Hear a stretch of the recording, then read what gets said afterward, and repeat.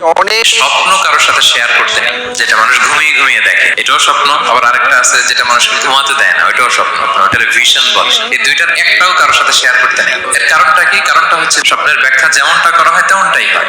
আপনি একটা স্বপ্ন দেখলেন, একজনকে একটা বললেন, সে হুট করে একটা ব্যাখ্যা দিয়ে দিল, ওইটাই হয়ে যাবে। এটা আপনার জন্য ভয়ঙ্কর হয়ে যেতে পারে। এক লোক এসে মুহাম্মদ ইবনে সিরিনকে বলল যে আমি দেখলাম আমার ছেলে পানি খেতে খেতে পেটটা এত বড় হয়ে গেছে।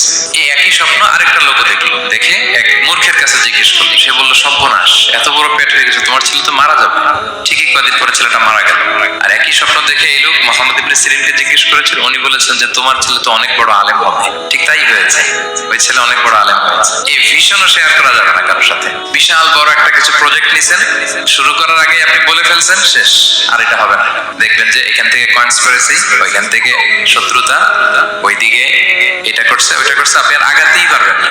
সো স্পেশালি যদি কোনো ভালো স্বপ্ন দেখেন, এট দ্য সেম টাইম খারাপ স্বপ্ন যদি দেখেন, এটা আপনি শেয়ার করবেন না কারোর সাথে। কারণ স্বপ্ন এটা কেবলমাত্র মন মস্তিষ্ক প্রসূত কোনো বিষয় না।